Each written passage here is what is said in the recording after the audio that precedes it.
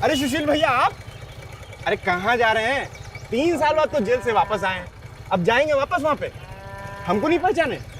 अरे हम कुलदीप, आपके मामा का लड़का। अरे कुलदीप तुम? हाँ। अरे यार, तुमने तो मुझे डरा ही दिया था। अरे डरना कैसा भैया, चलिए आइए बैठिए। हाँ हम दोनों घर चलते हैं और मिलकर जश्न मनाएंगे। हाँ चलिए आइए बैठिए।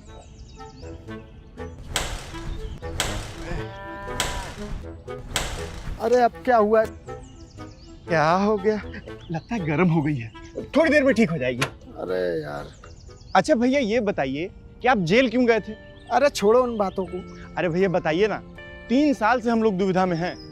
उड़ती उड़ती खबर तो ये आई कि धांधली का कोई चक्कर था, लेकिन पूरी बात किसी को नहीं पता। अब आप बताइए ना क्या हुआ था? हाँ, जितने मुंह उतनी बातें, लेकिन बात सच भी थी।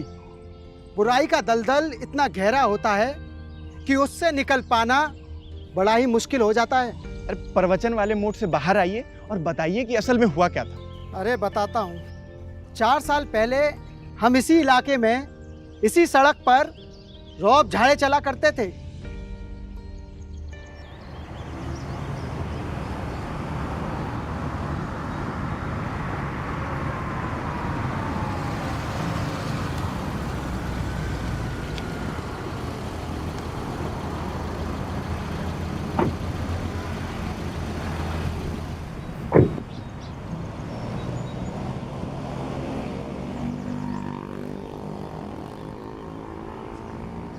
आइए बॉस। छोटू, बॉस के लिए एक स्पेशल चाय, पानी कम, दूध शक्कर लबालब। राम राम भैया जी, राम राम। बॉस ये प्रताप है। तो बताइए प्रताप जी, क्या सोचा जिंदगी के बारे में? आगे बढ़ना है कि फिर? बिल्कुल बढ़ना है भैया जी, इसीलिए तो आपका इंतजार कर रहे थे। तो निकालिए पैसे और आज की तारीख नोट कर लीजिए। अगर ज्यादा से ज्यादा मेंबर बनाए तो देख रहे 2 साल में, सिर्फ 2 साल में ऐसी गाड़ी आपकी होगी। और सिर्फ कार नहीं, अरे बंगला, हवेली, बैंक बैलेंस, प्रॉपर्टी सब। देखते हैं आप बॉस की ठाट, ऐसी ठाट की जिंदगी जिएगा।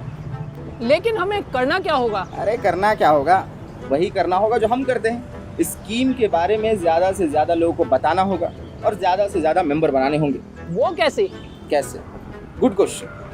इस स्कीम के बारे में लोगों को ये समझाना होगा कि एक बार इस स्कीम में 50,000 रुपये लगाओ, सिर्फ 6 महीने में 1 लाख रुपया तक पा सकते हो।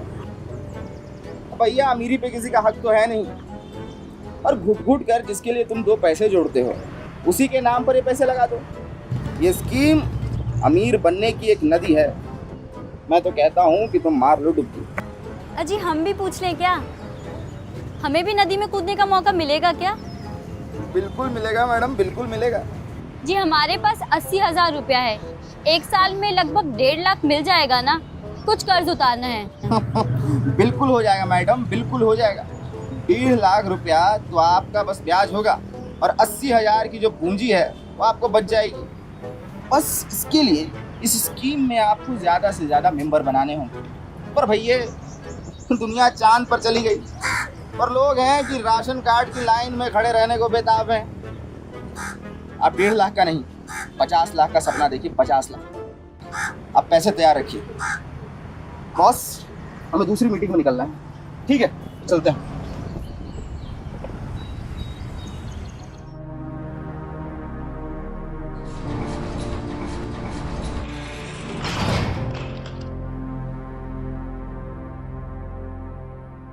अरे भैया, ये तुम्हारा बाइक ठीक होगा कि नहीं?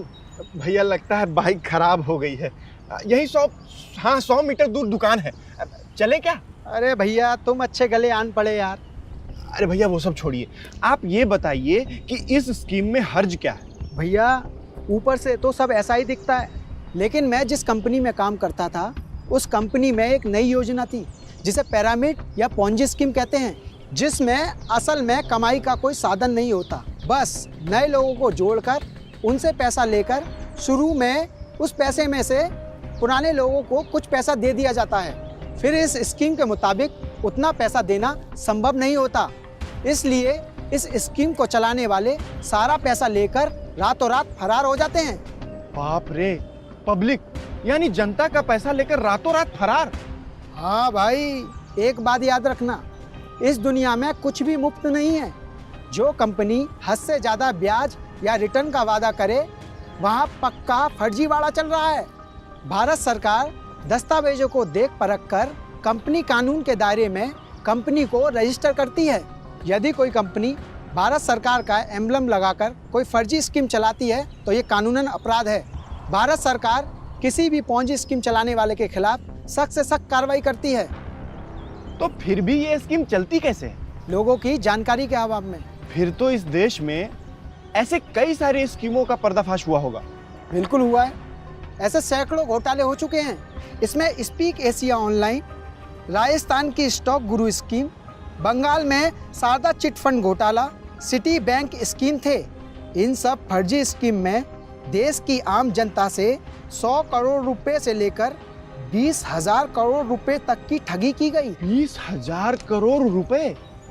अरे दादा, तो फिर इनको पहचाने कैसे भैया? मान लो कोई हमारे पास आए और कहे कि आप अपना पैसा लगा दो, 2 गुना तिगुना कर देंगे, तो समझो एकदम फर्जी स्कीम है। पहले उसकी खुद की जांच पड़ताल करो, फिर बाद में उसकी कंपनी की जांच पड़ताल करो। जाकर देखो कि रिजर्व बैंक में इस कंपनी ने पंजीकरण कराया है क्या नहीं, या ऐसे ही किराए पे कमरा या होटल लेकर पर्ची पर ये स्कीम चल रही है। देखा नहीं, हम भी लालच में अमीर बनने निकले थे। अमीर तो बने नहीं, लेकिन हाँ, जेल जरूर पहुंच गए। लेकिन भैया, बचत पर मुनाफा तो सबको चाहिए होता है। मेरा मतलब है कोई तो तरीका होगा।